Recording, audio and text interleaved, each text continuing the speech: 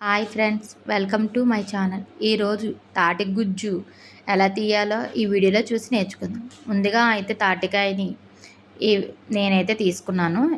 ఈ తాటికాయని పగలగొడదాం. మనం ఈ విధంగా పగలగొడదాము.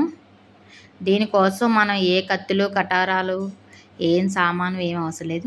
ముళ్ళుతో తీయొచ్చు అన్నందుకు ఈ తాటికాయ ఉదాహరణ. నేను కొత్తగా ఈ వీడియోలో గుజ్జు తీయడం చాలా ఈజీ పద్ధతిలో నేను చూపిస్తున్నాను.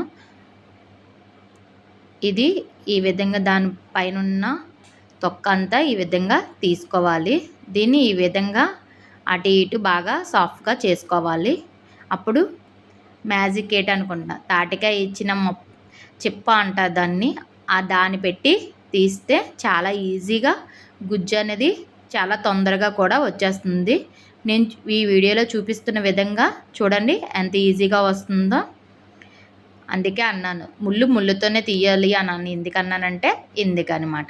దీనికోసం మనం ఏ వస్తువులు కూడా వాడవసరం లేదు. తాటికాయతోనే పనిచేస్తుంది. నేను చూపిస్తున్న ఈ విధంగా చూడండి ఎంత బాగా వస్తుందో. నేను ఈ విధంగా అయితే గుజ్జు తీసి రెడీ చేసుకున్నాను.